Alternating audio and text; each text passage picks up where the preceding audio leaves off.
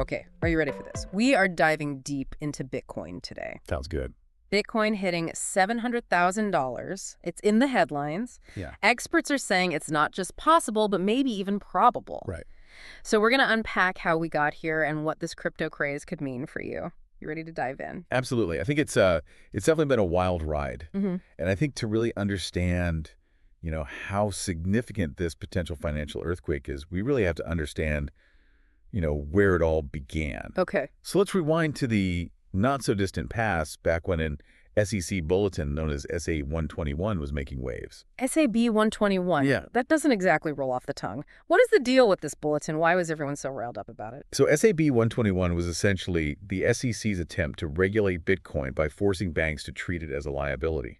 Imagine trying to use your Bitcoin holdings as collateral for a loan. Okay, yeah. Under SAB 121, the bank would have to view that Bitcoin as a potential loss rather than an asset, making it pretty much impossible to get that loan approved. It was a major roadblock for anyone looking to really use Bitcoin in those traditional financial transactions. So it sounds like this SAB 121 really threw a wrench in the gears of Bitcoin adoption. But was everyone on board with this approach? Not at all. I mean, there was a massive uproar. Critics from both sides of the aisle argued that the SEC had overstepped its boundaries and were trying to stifle crypto innovation without proper congressional approval. This fueled the perception that figures like former SEC Chair Gary Gensler and Senator Elizabeth Warren were actively trying to hinder crypto's progress. So this was more than just a boring regulatory squabble. Yeah. There were some serious political undercurrents at play here. So how did things change? What happened to shift the tide? Well, fast forward to 2025, and we see a significant change in the political landscape with the return of Donald Trump to the White House, one of his first moves. Replacing Gary Gensler as SEC chair with Hester Pierce, a strong advocate for crypto, often dubbed Crypto Mom by the media. Okay, so a new sheriff is in town, and she's got a different approach to crypto. What kind of impact did that have? Oh, it was a game changer.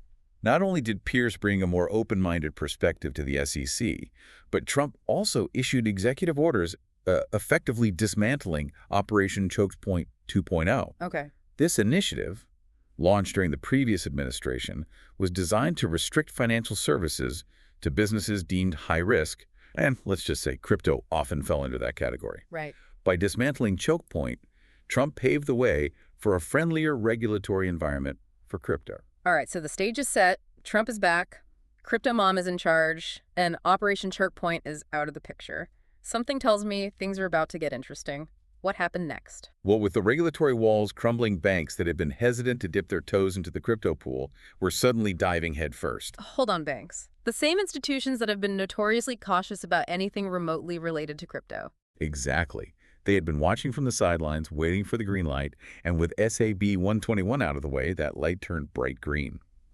Suddenly, offering crypto services became a viable option, and CEOs of financial giants like Goldman Sachs, Morgan Stanley, and Bank of America were eager to explore the possibilities. So we're talking custody services, Bitcoin-backed loans, maybe even crypto investment funds offered directly through your bank. Yeah, you got it. Sounds like a whole new world of financial products could be opening up. You're exactly right. And let's not forget about the potential impact on accessibility. Okay. Imagine a world where managing your Bitcoin is as easy as logging into your online banking portal. That's the kind of seamless integration that could really drive mainstream adoption. Okay, I'm starting to see the ripple effects here, but we're still talking about individual investors, right? Yeah. What about the big institutional players, the ones who move markets? Were they paying attention to all of this? Well, they were definitely watching. And then came the bombshell. BlackRock, the world's largest asset manager, publicly recommended that clients allocate up to 2% of their portfolios to Bitcoin. BlackRock, the behemoth of Wall Street dipping their toes into the Bitcoin pool. Exactly. That must send shockwaves through the financial system. Oh, it absolutely did. Wow. BlackRock manages trillions of dollars. So even a small allocation, like 2%, translates to a massive influx of capital into Bitcoin. This wasn't just a nod of approval. It was a resounding endorsement from one of the most influential players in finance. And you know what they say, money talks. So what you're saying is that BlackRock's move was more than just a financial decision. It was a signal to the entire market that Bitcoin was finally being taken seriously as a legitimate asset class. Precisely. And let's not forget the potential impact on Bitcoin's price. Some analysts believe that if institutional investors worldwide follow BlackRock's lead, We could see Bitcoin soaring to $700,000 or even higher. We're talking about a potential frenzy, a massive influx of capital that could redefine the financial landscape as we know it. All right, so we've got banks on board, institutional investors jumping in, and the potential for Bitcoin to skyrocket in value.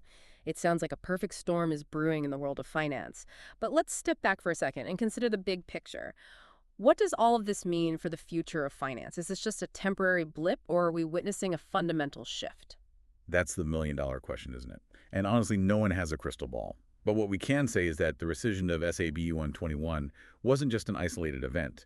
It was a symptom of a much larger trend: the growing acceptance of cryptocurrencies by governments and institutions worldwide.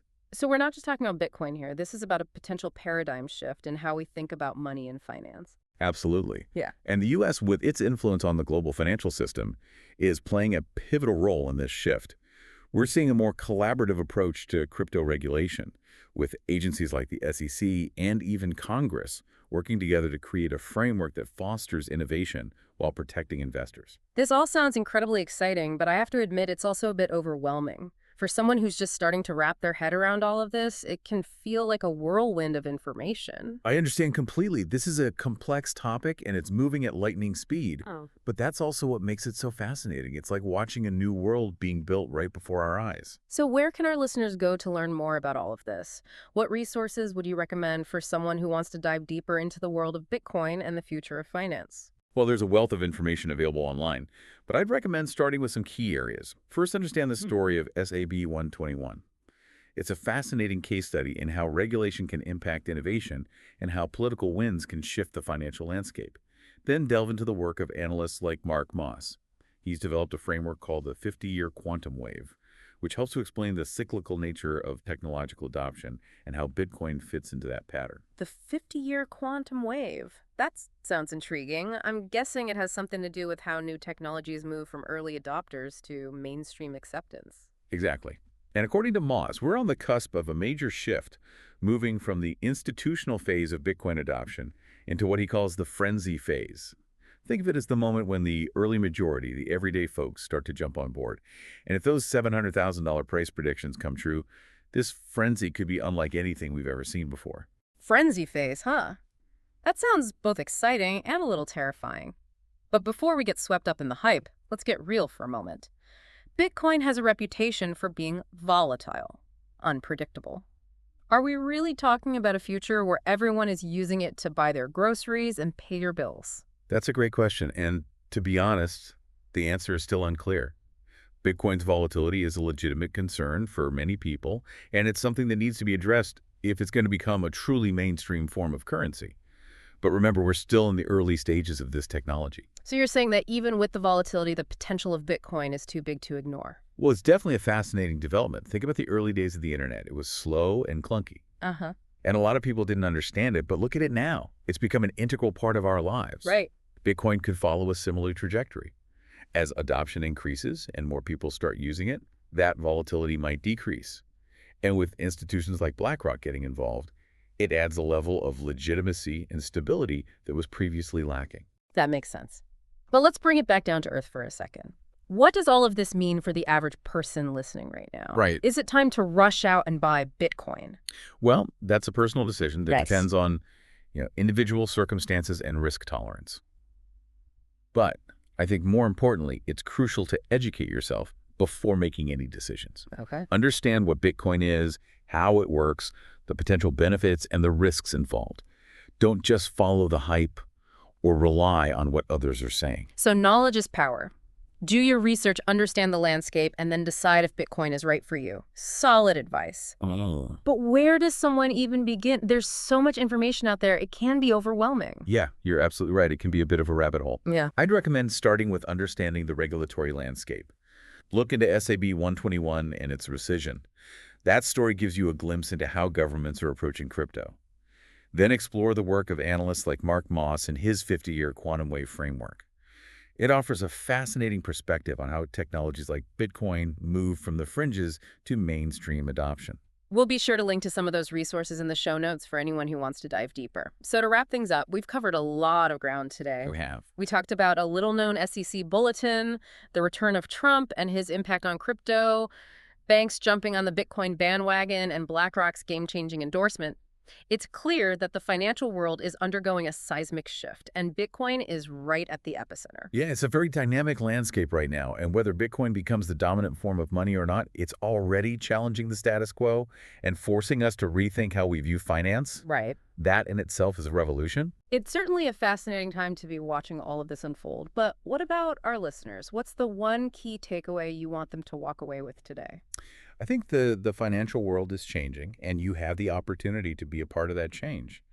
Whether you're a seasoned investor or just starting to explore the possibilities. Do your research, stay informed, and approach this new landscape with a healthy mix of curiosity and caution. Great advice. It's a brave new world out there, and it's up to each of us to navigate it wisely. So for everyone listening, we want to hear from you. Are you bullish on Bitcoin? Does this news change your perspective on the future of finance? Hit us up on social media and let us know your thoughts. Until next time, stay curious and keep exploring.